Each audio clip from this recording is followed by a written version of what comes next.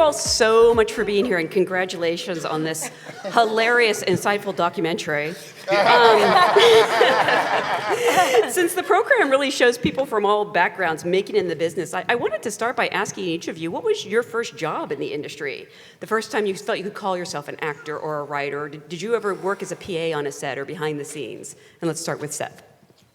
I was actually I'm from Vancouver, so I was an extra in a television show called The Odyssey, I think, which was a weird, like, trippy show where, like, there was a world in a kid's mind or some shit like that. But what I remember is it was a big crowd scene. I was maybe 11 years old, and there was, like, hundreds of little kids, and it was a big crane shot. And it was, like, a huge shot with all these hundreds of kids, and it took, like, hours for them to set up. And they said action, and all the kids run out, and I hear someone go, cut, and they go, one kid is looking right into the lens of the camera. And I was like, oh no. And the AD literally marched through the entire crowd and came up to me and was like, you just ruined this whole shot. Don't look at the camera like that. And I literally I was just staring at it like, wow, this is crazy. That was Abby Singer. Yes, exactly. It wasn't a oneer, was it? It was a very elaborate setup. Yes, I did ruin it. So, Kathryn, for you? I grew up in Cleveland, and I got cast as the character of Jenny in a local television show called Hickory Hideout. It was me and two puppets, Nutso and Shirley Squirrely. And we have a clip. Let's roll the clip. And if Nutso, Shirley, or myself, Jenny, needed a question, we would knock on the treehouse, and Know-It Owl would show up. And we could ask Know-It Owl questions. And he always had the answer. Oh, Know-It Owl. Yeah, oh, that's good. That is poor wordplay. That is shoddy wordplay. I mean, speaking of Know-It Owl, celebrity Jeopardy champion Ike Thank Barinholtz you. for you. Thank you. I was like 22. I was living in Amsterdam, and there was a... There's like a there's a famous Dutch director named Dick Maas who had a famous movie. Which in English is more dick.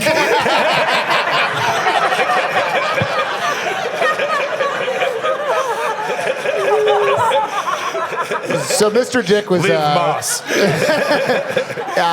He was remaking his own film about a haunted elevator called Down. Oh, and because I was a native English speaker, I got cast in it, and it was me and Edward Herman in a scene together, really cool. And the director came up to me, my first note ever, he goes, so you are very stupid, but maybe you should be more stupid, and just walks away. I was like, thank you, Dick Maas. You've been taking that note ever since. It's worked well. Chase, what about for you? I was a day player on a Judd Apatow movie, actually, that I was later on cut from. I was cut movie? from The King of Staten Island. I was cut from that movie and sang a lot because Judd Apatow movies are notoriously very long. But You're the first thing ever I'm cut the from a first thing Judd that's ever Apatow been movie. cut from an Apatow movie. But later on, when I had a conversation with Judd, he was like, I discovered you. I am the reason you're here today. So much like you, Seth, I was discovered by Judd Apatow and cut from his movie. Brian, for you? I guess for me, it was daytime television. I had a recurring role on General Hospital when I was 23 years old with Demi Moore and John Stamos. Wow. And I thought, these two are going nowhere. These ugly fucks are Ugly going nowhere. fuckers. Yeah. They may work forever, but they're going nowhere. It was fun. It was weird, and Do they remember that you did that? Did they ever bring it up? I assume you guys run into people at our age, we just look at each other and go, eh. Well, again, congratulations on a fantastic show. And I want to start at the beginning with Seth, because you and Evan Goldberg created this show that is both hilarious and horrifying. How much is this based on your own experiences in the industry, and why was now the right time to sort of tell this story?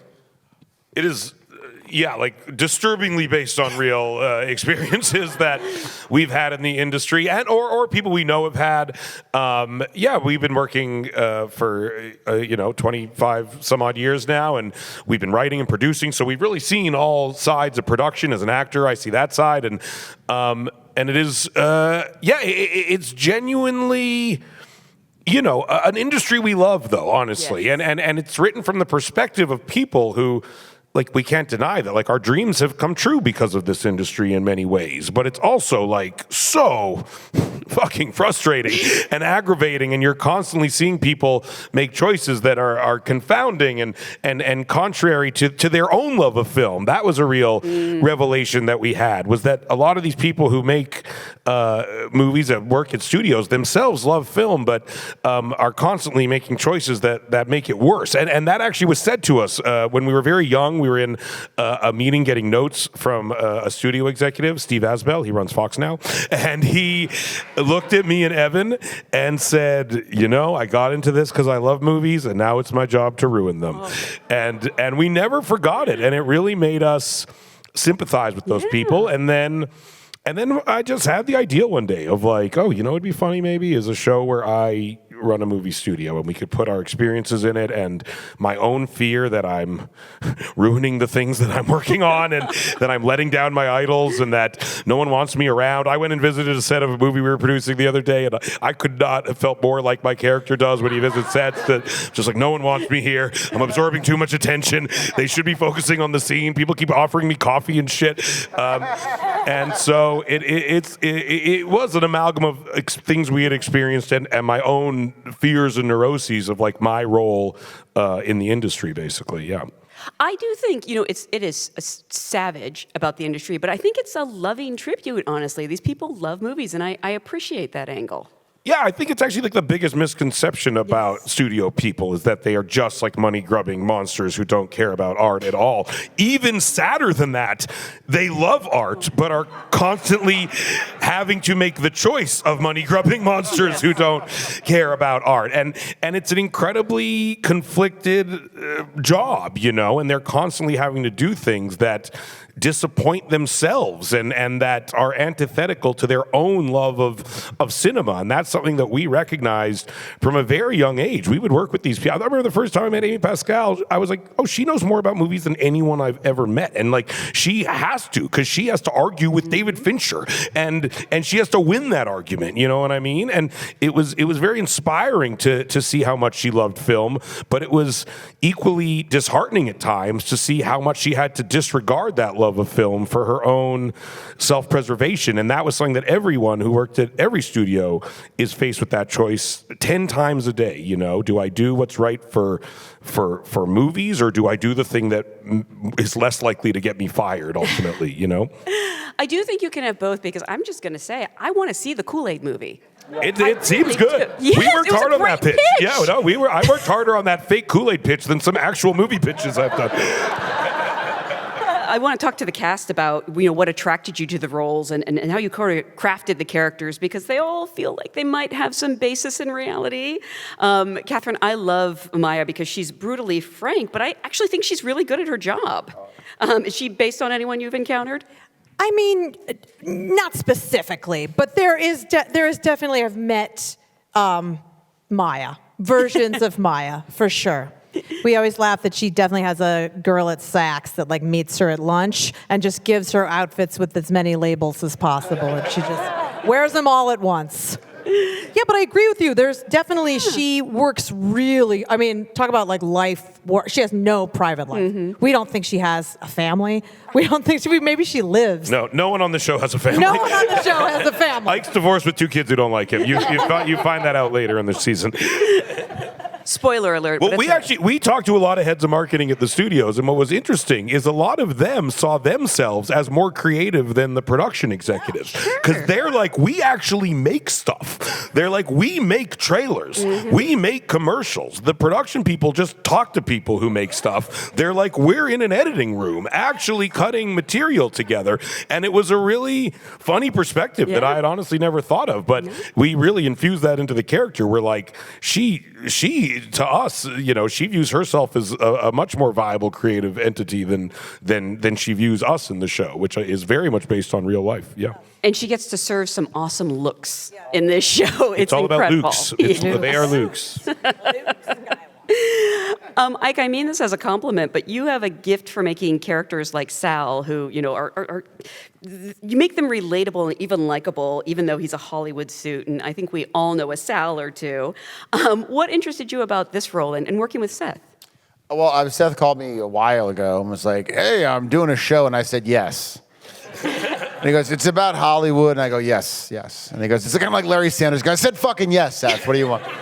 I've worked with him and Evan before, and I love those guys. And, there's something irresistible about doing stuff in this world. I really do love Larry Sanders, and I love the player, and I love the world. And every conversation I had with him, it would get crazier and crazier. Kathryn O'Hara is doing it.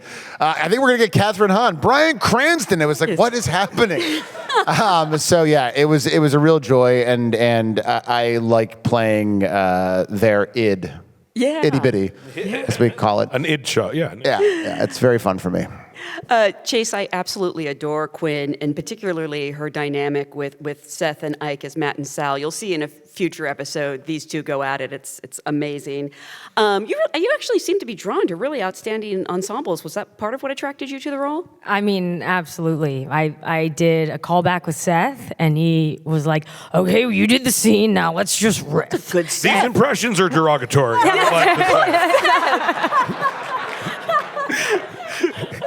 You can keep doing them, but just know that Technically, it's a hate crime. every It's a hate time crime. it- He's Canadian. Sorry. He's a I'm so protected sorry. class. He's It's Canadian. more fun when you do the voice. I was going to laugh. Can you do the laugh? You could, Brian, do the laugh. Now do Bryan Cranston. How do you do Bryan Cranston? No, you can't. But we entered the riff zone. I'll spare you the voice, but he can do made it. some funny jokes, and then I got the part. But it was funny because when I was doing Quinn's character of yelling and screaming at Ike and Seth's characters, the women on set, a lot of them would come up to me and say, you're talking like I wish I could talk to my boss. Yep. And I'm like, your boss is Seth. Seth Rogen is your boss. right I'm there. right here. You wish you could just fuck me off? Be like, we do. No, I love her. I think she might be like the most what we would aspire to be, but a lot of people She's are a too little afraid to. Machiavellian, yes. And Brian, after all your accomplishments, I love that you can still surprise That us. I've sunk into this love. I know. I know where that was you'd going. You'd think you'd be Yeah, savvier than yeah. to be convinced Yeah. to do something. No, but it is, Griffin is a really interesting character because he's kind of absurd, but he also genuinely strikes fear in the heart of these people. He does? I think so. Okay. I've you could seen fire from them his all. eyes out. And Griffin Mill, did we catch that? Yeah, I was going to ask about that. That's because that's the Tim Robbins character Yeah, in yeah. the player. Was In The that? Player. Do you consider him a spiritual relative? He's my spirit animal. Yeah. Tim Robbins is. Yes. I have him in a Tim cage at home. Griffin is when Seth and I were talking about it, I said like Ike was saying, I just want to do this.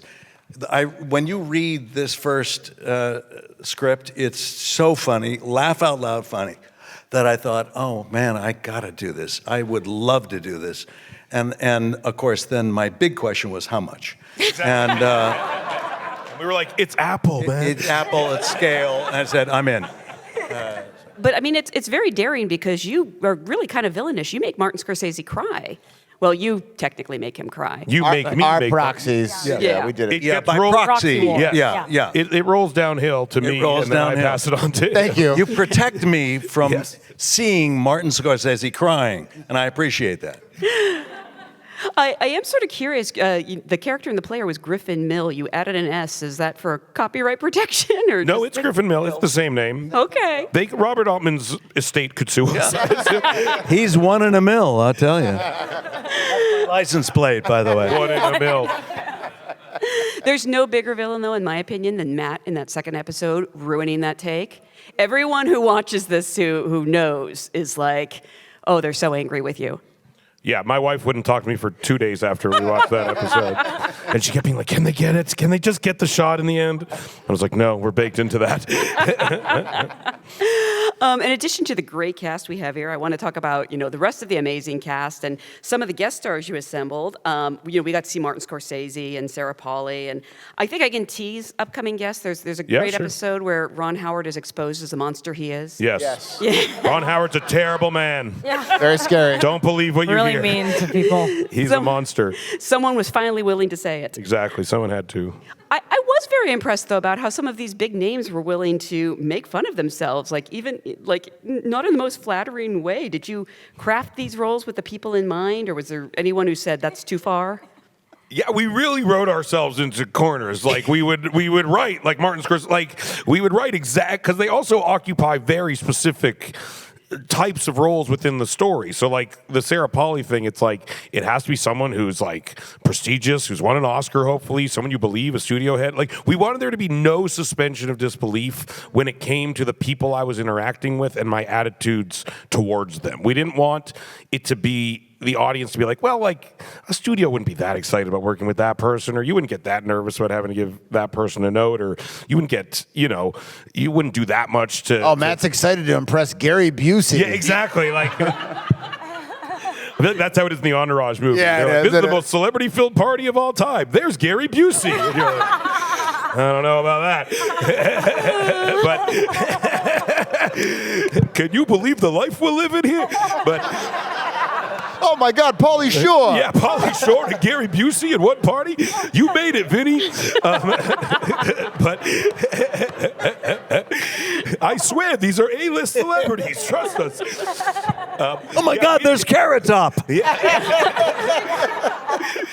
didn't want that. And so, yes, it was really hard to get. And mostly people get the joke and are very happy to make fun of themselves. We had to make the roles appealing, and we had to really make sure that they were like characters in the show rather than, people who were like window dressing. And even Charlize, who has one line, we were like, it's a funny line, we promise, it'll work.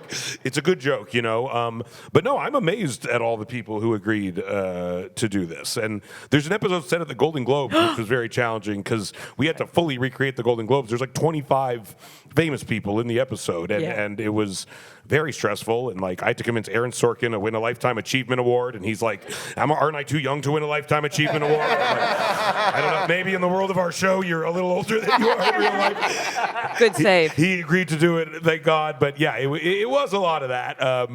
But no, in general, I'm so flattered at all the people who agreed to be on the show.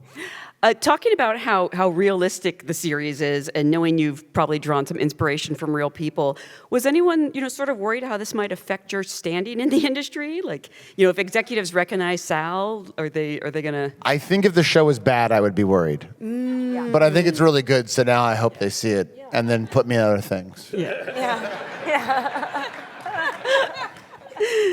I'm of retirement age, so I'm okay. He's okay with it, yeah. I know. The whole time he was like, you guys are going to have to deal with a shitstorm after this. I'll be in Martha's Vineyard.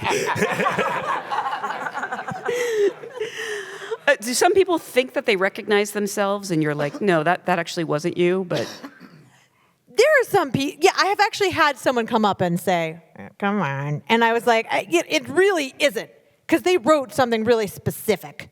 So I just keep saying I played the play and then know secretly who's in there. Yeah.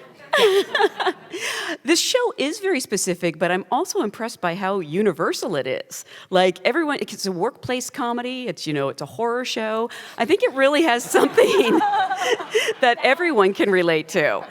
Or have you been kind of surprised by like the universal appeal of it?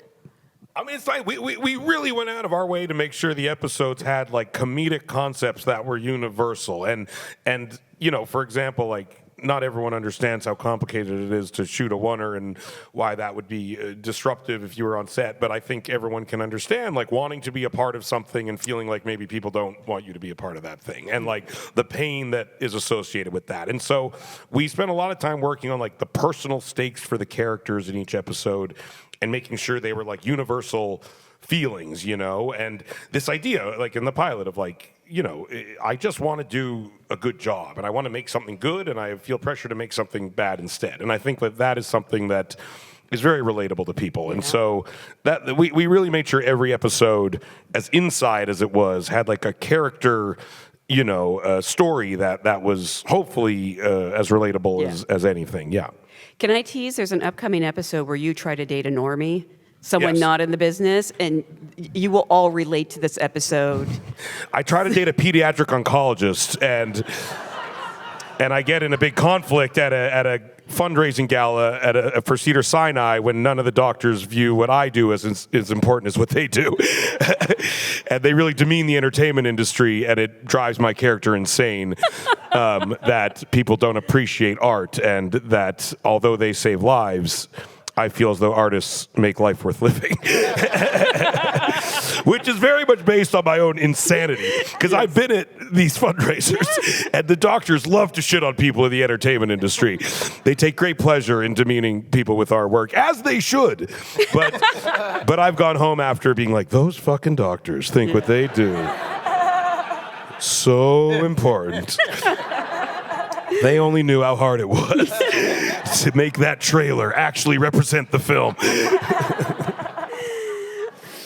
I mean, the scripts for the show are so sharp and creative, but you also have this stable of comedic geniuses, clearly. Was there any improvising done on set? Yes. Oh, yeah. She improvised the line, Steve Buscemi is the worst case scenario.